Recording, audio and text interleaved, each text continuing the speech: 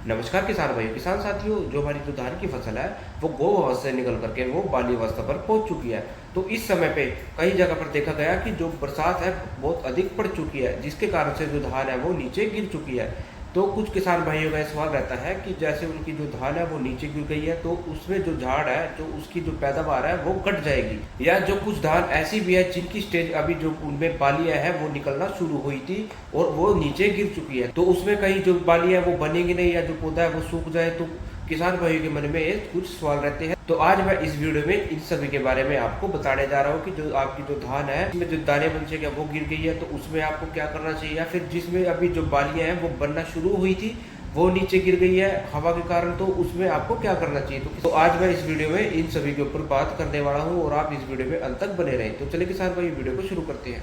तो किसान साथियों, जो हमारी जो धान की फसल है वो बाली अवस्था में पहुंच चुकी है, लेकिन इस समय जो मौसम है थोड़ा गड़बड़ा गया है, जिस कारण से जो हमारी जो धान की फसल है वो थोड़ा डिस्टर्ब हो चुकी है। क्योंकि कई जगह पर तो बरसात इतनी ज़्यादा है कि जो हमारी जो धान है वो नीचे गिर चुकी है, जिसके कारण से उसके अंदर जो बीमारी है वो भी आने का खतरा है और जो कीट है वो भी उसमें आने के बहुत ज़्यादा चांस बढ़ चुके हैं। जैसे कि तेज बरसात और हवाओं के साथ हमारी जो धान है वो नीचे गिर चुकी है, लेकिन उसके बाद जब धूप निकलती है तो जो हवा है वो उसमें अच्छे से नीचे नहीं पहुंच पाती, जिसके कारण से उसमें जो फंगस का अटैक वो भी देखा जाता है और यहाँ तक कि जो उसमें कीट होते हैं वो भी पैदा होना शुरू हो जाते हैं। जैसे कि हरा तेला हो गया,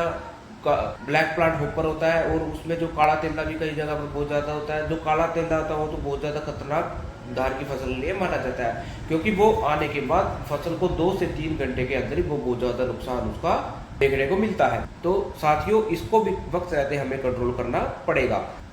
तो साथियों, सबसे पहली बात यह है कि जो धान है उसकी 2 अवस्था होती है। जैसे कि पहली अवस्था में जो धान है वो गोब अवस्था में पहुंचती है और उसके बाद जब वो बालियां बनना शुरू हो जाती है वो उस अवस्था में पहुंच जाती है। तो किसान भाइयों, जैसे कि आपकी जो धान है गोब अवस्था में थी या उसमें जो दाने हैं वो भी बने नहीं थे, लेकिन उसके बावजूद वो गिर गई है या फिर उसके अंदर जो पानी है वो खड़ा है, तो किसान भाइयों आपको चिंता करने की कोई बात नहीं है, क्योंकि जो आपकी धान इस स्टेज पे गिरी है, जब धूप निकलेगी उसके बाद जो उसके ऊपर जो झंडा पत्ता होता है, जो उसका जो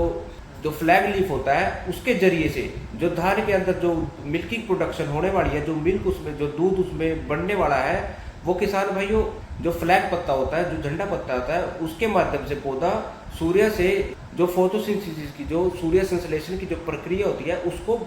पत्ते से भोजन बनाने का जो कार्य है वो शुरू कर देता है, जिसकी वजह से जो हमारी जो दान की जो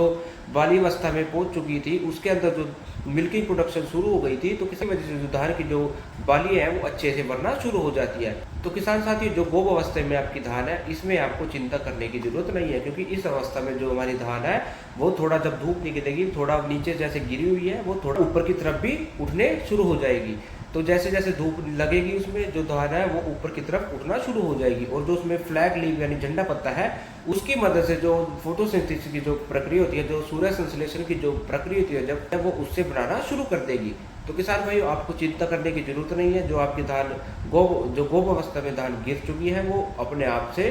ठीक होना शुरू हो जाएगी, लेकिन आपको उसमें करना क्या है, उसमें आपको NPK 052 की आप स्प्रे करवा सकते हैं, जिससे कि जो प्रक्रिया है वो बहुत अच्छे से होना शुरू हो जाएगी और जो उसमें दाने जो फिल नहीं हुए हैं वो अच्छे से फिल होना शुरू हो जाएंगे। तो किसान साथियों, इस विषय में आप थोड़ा चिंता ना करें, ये बिल्कुल ठीक हो जाएगी। तो इस स्टेज में जो धान है इसका पूरा असर ज्यादा देखने को नहीं मिलेगा। तो किसान भाइयों, आप 052 की इस समय स्प्रे करवा सकते हैं। हम बात करें कि जैसे दूसरी स्टेज, अब हमारी जो धान है वो झुक चुकी है, उसमें जो बालियां वो पूरी प्रॉपर तरीके से बन चुकी है और उसके बावजूद जो पौधा है वो नीचे गिर चुका है, उसमें थोड़ा ज्यादा नुकसान देखने को मिलता है, क्योंकि उसमें जो बालियां है, जो पौधा होता है वो भारी हो जाता है, जिसकी वजह से जो बालियां है नीचे लटक जाती है, या फिर जो बरसात ज्यादा हो जाती है और खेत में पानी खड़ा हो जाता है, जो बाली होती है वो पानी में डूब जाती है, जिसकी वजह से धान का जो पेड़ा है वो नीचे की तरफ झुक जाता है। तो किसान भाई, ये थोड़ा क्रिटिकल कंडीशन धान की मानी जाती है। इस समय पे धान के जो उठने के जो चांस है बहुत कम होते हैं, क्योंकि इस समय जो धान है वो प्रॉपर अपना जो उसके जो बाली है वो फिल होकर के वो नीचे की तरफ झुक चुकी है, जिससे पौधा भारी हो जाता है, उसको अब उठा पाना बड़ा मुश्किल हो जाता है। तो इस स्टेज में जो धान है उसमें पैदावार में बहुत ज़्यादा नुकसान आपको देखने को इसका मिलेगा, क्योंकि वो धान है वो नीचे की तरफ गिर चुकी है।